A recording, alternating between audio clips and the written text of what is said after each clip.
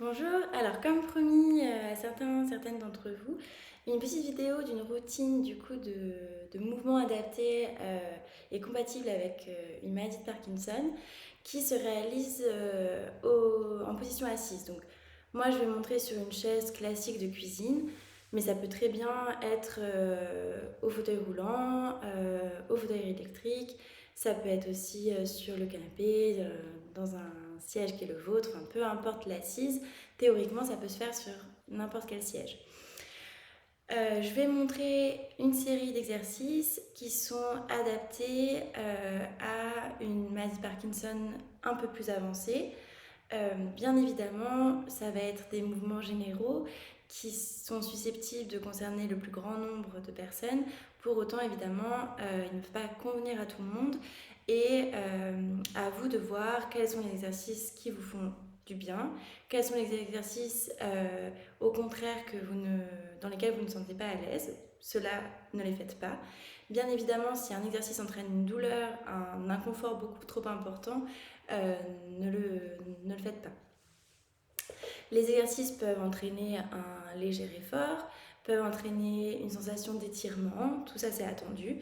À aucun moment ça doit vous entraîner une énorme fatigue, un effort vraiment trop important, un essoufflement trop important ou quoi que ce soit qui soit de l'ordre du réel inconfort ou de la douleur. Ce qu'il faut retenir, c'est que ces exercices ont pour vocation ou pour but de limiter, si vous voulez, les symptômes posturaux ainsi que les symptômes moteurs, notamment la rigidité et la lenteur. Toujours avec cette idée que pour un peu contrer ce vers quoi la maladie vous emmène, on va chercher de l'amplitude, pourquoi pas de la vitesse et également, lorsque c'est accessible, un peu de coordination. Autant que possible, je montre différents niveaux dans les exercices pour essayer de pouvoir avoir des options pour différentes personnes avec différentes attentes. N'hésitez pas bien évidemment à me contacter si vous avez des questions, donc soit en commentaire, soit en me trouvant sur internet à mon cabinet. Je peux totalement répondre à des questions, des interrogations que vous aurez sur cette série d'exercices. Et voilà, donc on va s'installer donc sur une chaise. Donc peu importe la chaise. Donc les pieds posés au sol, en contact avec le sol ou au moins positionnés sur les quatre pieds si vous êtes au fauteuil. Largeur du bassin à peu près, de manière à être assez stable. On cherche à avoir une angulation de 90 degrés au niveau des hanches, 90 degrés au niveau des genoux à peu près. Suivant votre posture, vous essayerez, donc souvent on observe une chute d'un côté ou de l'autre avec la maladie de Parkinson. Vous chercherez à, dans un premier temps, vous autograndir et venir justement corriger un petit peu cette chute d'un côté ou de l'autre. Essayez éventuellement de faire les exercices devant un miroir pour avoir la posture la plus corrigée possible. Donc léger autograndissement en correction de la chute et la tête légèrement en double menton. Souvent on observe une posture en flexion à l'avant, donc la tête un petit peu penchée vers l'avant et le menton un peu relevé. Donc là vous allez chercher à vous étirer et avoir une posture un tout petit peu vers le double menton. On va commencer par quelques mouvements au niveau du cou. Donc, moi je vais montrer dans certaines amplitudes, évidemment. Le but c'est que vous soyez à l'aise et confortable dans vos amplitudes. Donc voilà, cherchez votre amplitude maximale qui n'est pas douloureuse. Donc à l'inspiration, vous allez lever les yeux au ciel et lever la tête. Et à l'expiration, soufflez, enroulez complètement la tête. Inspiration, on lève la tête. Expiration, vous soufflez. Inspiration et expiration.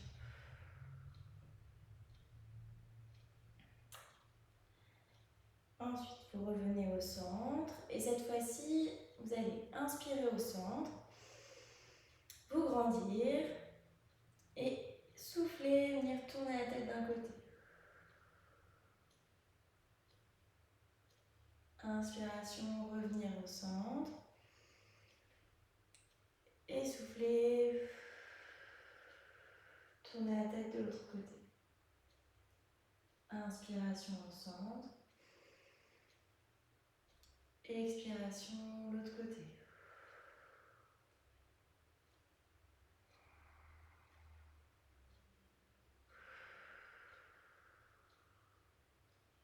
Encore une fois de chaque côté. Donc inspiration, revenez au centre. Vous soufflez, vous tournez à droite. Vous inspirez au centre. Et vous soufflez, vous tournez à gauche. Inspirez, revenez au centre. Et cette fois-ci, vous allez chercher sur l'expiration à rapprocher l'oreille de l'épaule. C'est le plus difficile. Généralement, il y a peu d'amplitude. Donc sur l'expiration, un côté puis l'autre. Les risques de ce mouvement, ça va être d'aller essayer de rapprocher l'épaule de l'oreille. C'est pas ce qu'on cherche, donc les épaules sont bien détendues, épaules basses, et même s'il y a très peu d'amplitude, vous verrez au fur et à mesure, vous gagnerez. Donc voilà. Doucement, vous allez chercher l'amplitude maximale qui n'est pas douloureuse. Inspiration, vous revenez au centre. Expiration sur le côté. Inspiration au centre. Expiration. Inspiration au centre. Expiration. Encore une fois à gauche. Inspiration au centre. Expiration de l'autre côté. Et revenez. Ensuite, vous allez intégrer tous ces mouvements dans des petits cercles. Là encore, dans votre amplitude, même si c'est tout petit cercle, c'est pas grave, mais allez chercher vraiment votre amplitude maximale non douloureuse. Donc vous allez venir faire des cercles dans un sens, sans oublier de respirer. On va en faire 3 dans un sens.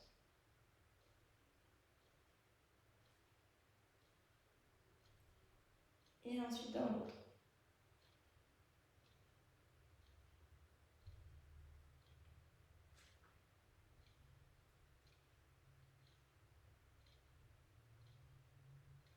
Et revenir au centre. Quand on se fait étirement, ça peut entraîner un petit peu le tournis. Si c'est le cas, vous gardez les yeux ouverts, vous fixez un point devant vous et vous attendez que ça passe.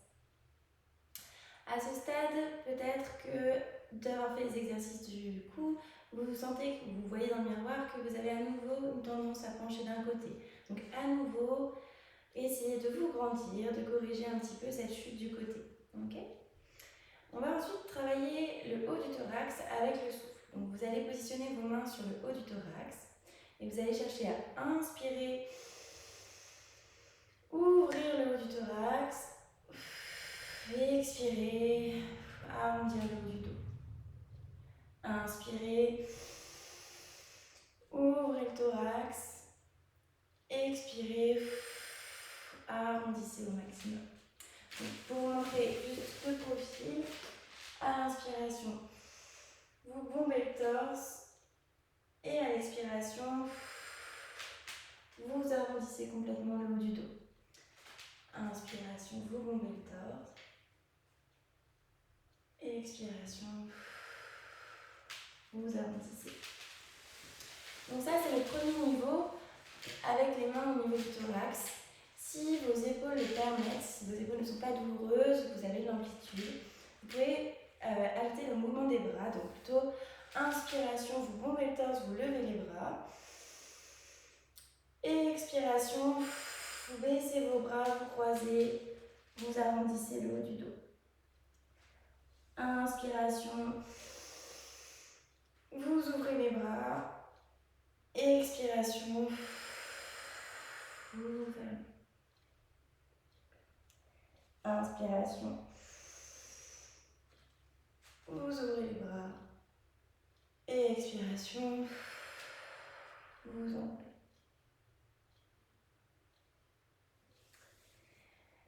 En option, en troisième difficulté, vous pouvez y rajouter un exercice de coordination. À ce moment-là, vous commencez vos deux mains au niveau du thorax et vous allez inspirer, uniquement lever la main droite, souffler, baisser la main droite, inspirer, ouvrir la main gauche, souffler, sans oublier les mouvements du thorax. Donc, inspiration, vous ouvrez la main droite, vous bombez le torse. Expiration, vous reposez votre main, vous enroulez le haut du dos. Inspiration, vous ouvrez main gauche. Expiration, vous arrondissez. Ok. Ensuite, vous allez mettre les mains le long du corps. Donc, si vous êtes en fauteuil roulant, vous pouvez mettre les mains de chaque côté des accoudoirs, de chaque côté des roues, de manière à pouvoir vous pencher un petit peu sur le côté. Donc là, très important d'avoir les pieds bien ancrés au sol, d'être bien stable. À nouveau, avant de commencer, corrigez un petit peu la chute latérale, grandissez-vous. Et cette fois-ci, sur l'expiration, vous allez venir vous pencher d'un côté. Et sur l'inspiration, revenir au milieu.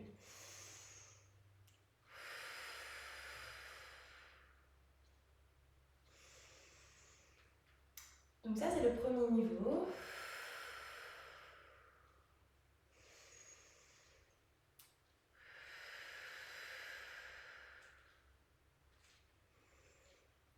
Le deuxième niveau, vous allez mettre les mains ouvertes vers l'extérieur.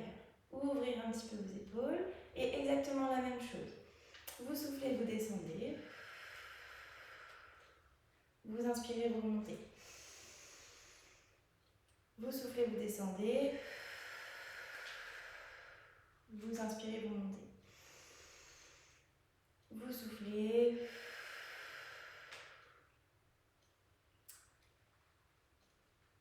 Et troisième niveau, vous allez inspirer, lever une main, la main droite. Soufflez, vous penchez du côté opposé. Inspirez, vous vous redressez, vous échangez les mains. Et soufflez, vous penchez de l'autre côté. Inspirez, vous échangez. Et soufflez, vous abaissez. Donc là, vraiment, choisissez votre option.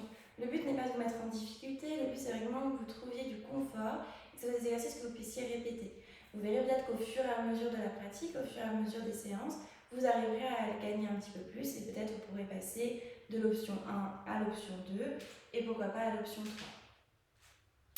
3. Ensuite, on va aller chercher des rotations du haut du corps pour vraiment assouplir le thorax et l'axe de la colonne vertébrale.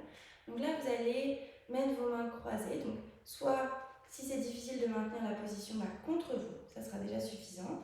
Et si vous y arrivez, de venir mettre vos bras, vous voyez, décollés du thorax. Donc, à nouveau, les pieds bien calés au sol. Cette fois-ci, vous inspirez au centre, vous vous redressez, vous grandissez. La tête toujours légèrement double menton. Et vous soufflez, vous cherchez à venir regarder derrière vous. Inspirez, vous revenez. Et vous soufflez. Donc soit les coudes levés, soit les coudes contre le corps. Si vous avez des accoudoirs, vous pouvez également vous aider des accoudoirs. Attraper un accoudoir et venir vous aider pour regarder vers l'arrière. Revenir au centre, attraper l'accoudoir de l'autre côté, venir vous tracter pour vous aider à regarder derrière.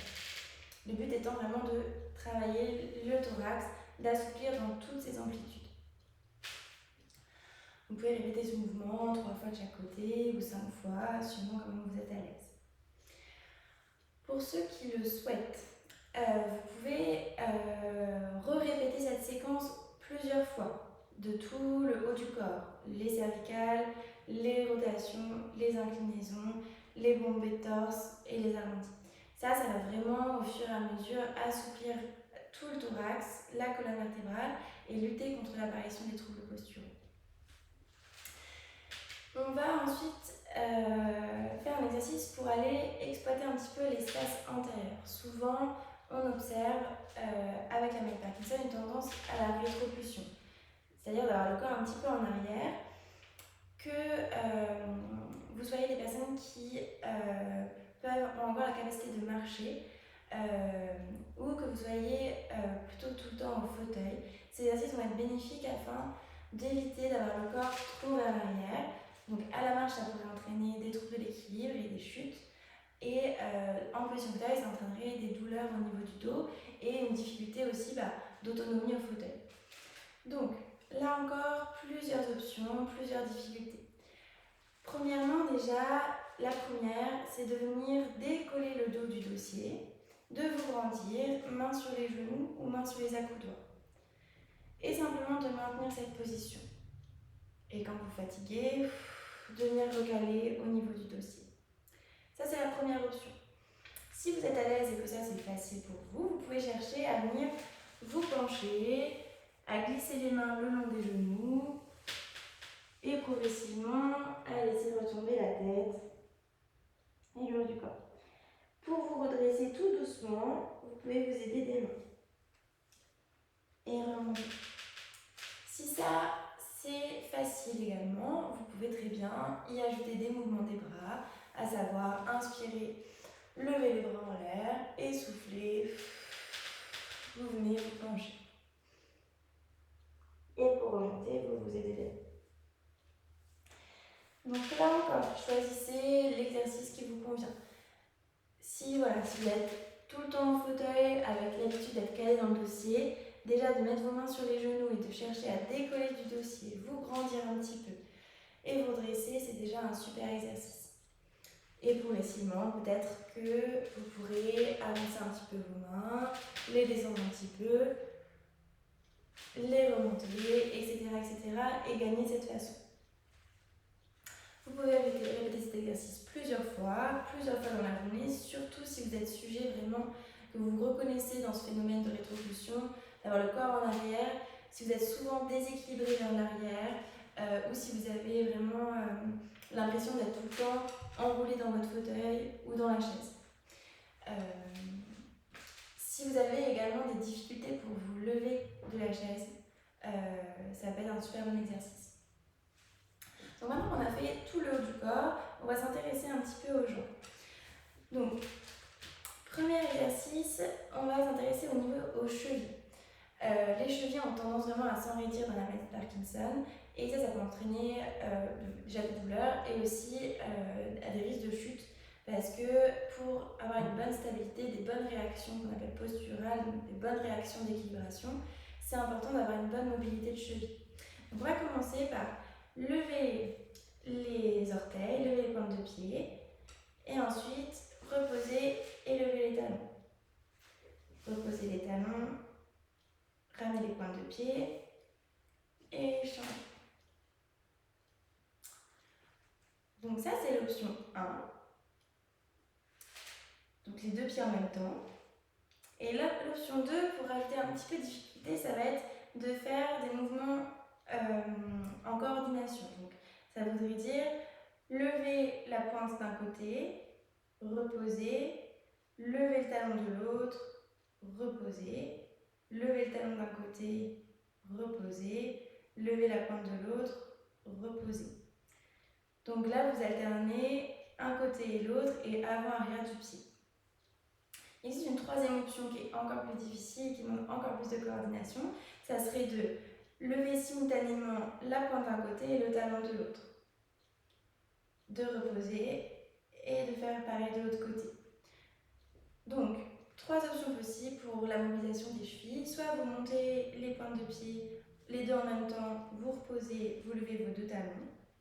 Soit vous rajoutez de la coordination en séquençant le mouvement. Donc, une pointe, vous reposez, un talon, vous reposez, l'autre pointe, vous reposez, l'autre talon, vous reposez. Ou bien, vraiment, si ça va, vous pouvez essayer une pointe à talon, reposer, une pointe à talon. Ça, c'est vraiment plus difficile, vraiment plus de coordination. Voilà pour les chevilles.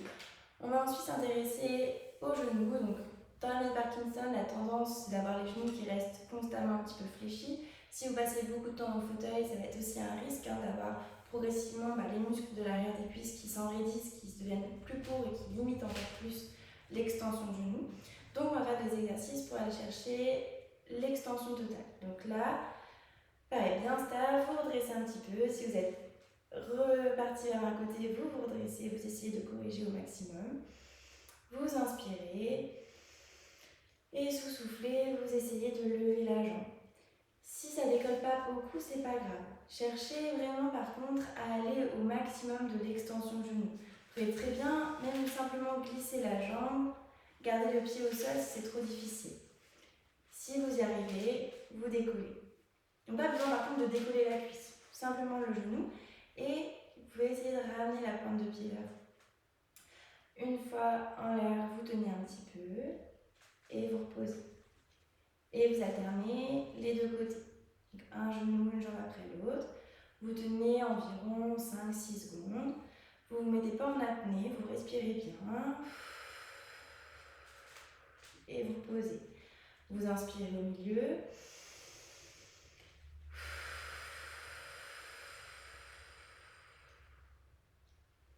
Et vous reposez. Inspirez au milieu.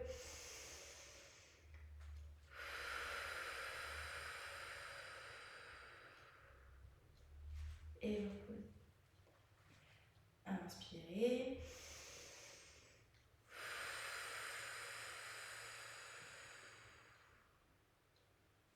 Et vous reposez.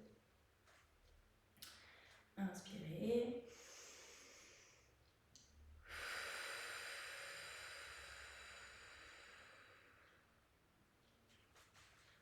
Et vous reposez. Une fois que le corps est échauffé de cette manière, que vous avez fait tous les petits exercices d'assouplissement, donc vous pouvez vous arrêter là.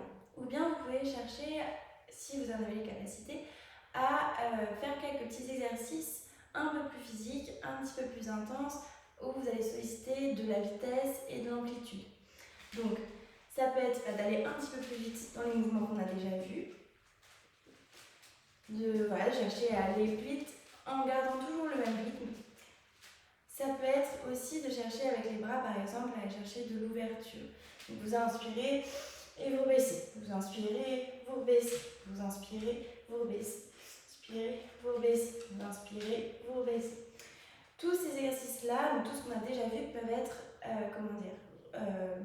faits avec plus de vitesse, plus d'amplitude. Là, je voulais vraiment faire une vidéo qui s'adressait quand même aux personnes qui avaient peut-être plus de difficultés, qui avaient besoin de quelque chose de doux, mais qui permettait quand même d'agir sur les symptômes moteurs de la maladie de Parkinson. Voilà, donc vous avez quand même des options de base avec quelques pistes de progression. Je reste évidemment disponible si vous avez des questions, s'il y a des exercices que vous ne comprenez pas ou qui n'ont pas été montrés suffisamment précisément. N'hésitez pas. J'espère que ça vous permettra d'avoir une base sur laquelle vous reposer pour pouvoir avoir une routine d'exercice qui vous soulage, qui vous permette de lutter un peu contre l'ankylose si vous passez beaucoup de temps assis. Voilà. Et bien, j'espère que ça vous a plu. N'hésitez pas à me laisser des commentaires. Au revoir.